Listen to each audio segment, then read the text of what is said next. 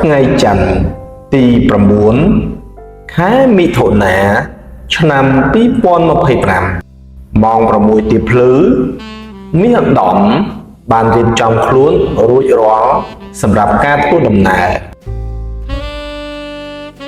ក្នុងវ័យ32ឆ្នាំលោកគ្រូបង្រៀនប្រវត្តិសាស្ត្រមានរូបរាងសមសួនទឹកមុខស្ងប់ស្ងាត់និងមានលក្ខណៈសម្បត្តិជាមនុស្សថ្លៃថ្នូរដែលតែងតែទទួលបានការគោរពស្រឡាញ់ពីមិត្តរួមការងារនិងសិស្សានុសិស្សថ្ងៃនេះគាត់ត្រូវធ្វើដំណើរឆ្ពោះទៅកាន់ទីរួមខេត្តតាកែវដើម្បីចូលរួមសិក្ខាសាលារយៈពេល5ថ្ងៃស្ដីពីវិធីសាស្ត្របង្រៀនថ្មីៗដោយប្រើប្រាស់បច្ចេកវិទ្យា AI គាត់បានពិនិត្យមើលម្ដងហើយម្ដងទៀតនៅសម្ភារៈនៅក្នុងកាបូបស្ពាយរបស់គាត់សៀវភៅកំណត់ហេតុប៊ិចនិងឯកសារសំខាន់មួយចំនួនអ្វីបានត្រៀមរួចរាល់ហើយគាត់ចុះមកក្រោមបើកទ្វារផ្ទះយឺតហើយដើរចេញមកក្រៅខណៈដែលពន្លឺព្រះអាទិត្យចាប់ផ្ដើមចាំងជះតិចពីទិសខាងកើតខ្យល់អាកាសពេលព្រឹកព្រលឹមនៅមានភាពត្រជាក់ល្ហឹមលាយឡំដោយក្លិនលំអងផ្កានិងសកម្មភាពប្រចាំថ្ងៃរបស់ប្រជាជនទូទៅដែលទើបនឹងភ្ញាក់ពីដំណេក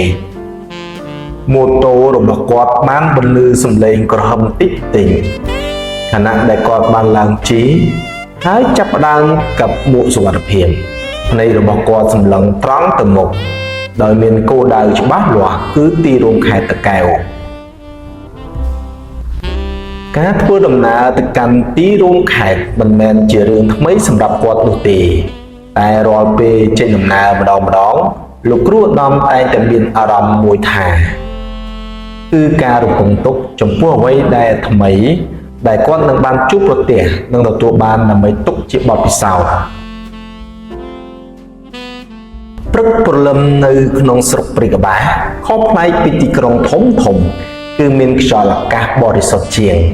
ហើយសំឡេងធម្មជាតិក៏បានចូលមកជំនួសសំឡេងអ៊ូអរគាត់បានចាក់ចេញពីផ្ទះនៅម៉ោង6ព្រឹកបន្ទាប់ពីបានពិនិត្យមើលឯកសារនិងសម្ភារៈសម្រាប់សិក្ខាសាលារួចរាល់ផ្លូវដែលឧត្តមត្រូវធ្វើដំណើរទៅថ្ងៃនេះមិនឆ្ងាយប៉ុន្មានទេតែវាពោរពេញទៅដោយទិដ្ឋភាពដែលគាត់ចូលចិត្តនិងស្រឡាញ់តែម្ដងការធ្វើដំណើរពីស្រុកព្រៃកបាឆ្ពោះទៅកាន់ក្រុងដូនកែវដោយម៉ូតូបានផ្ដល់ឲ្យគាត់នៅឱកាសក្នុងការទទួលយកខ្យល់អាកាសបរិសុទ្ធនិងគយគន់សម្រស់ធម្មជាតិនៃខេត្តតាកែវដែលជាខេត្តកំណើតរបស់គាត់ឧត្តមបានចំណាយពេលនៅលើផ្លូវត្រឹមតែ1ម៉ោង30នាទីប៉ុណ្ណោះក៏បានចូលមកដល់ទីក្រុងដូនកែវដោយសុវត្ថិភាពព្រឹកថ្ងៃច័ន្ទដដែលនោះក្រោយពីបានសម្រាកបន្តិចបន្តួចនិងរៀបចំខ្លួនក្នុងសម្លៀកបំពាក់សមរម្យជាគ្រូបង្រៀនឧត្តមក៏បានធ្វើដំណើរទៅកាន់សិក្ខាសាលាដែលស្ថិតនៅមិនឆ្ងាយពីផ្ទះសំណាក់របស់គាត់សាលប្រជុំនៃមន្ទីរអប់រំខេត្តមានទំហំធំល្មមតុកៅអីត្រូវបានរៀបចំលំដាប់ជាជួរនៅលើផ្លូវចូលមានបដាធំមួយសរសេរថាសិក្ខាសាលាស្ដីពីវិធីសាស្ត្របង្រៀនបែបថ្មីក្នុងយុគសម័យ Digital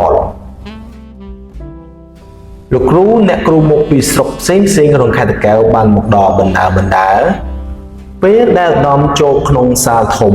ហើយក៏ចាប់ដើមងាករកមើលស្វែងស្ដាប់ក៏ឃើញលោកគ្រូសុវណ្ណជាមិត្តរួមអាជីពបង្រៀននៅស្រុក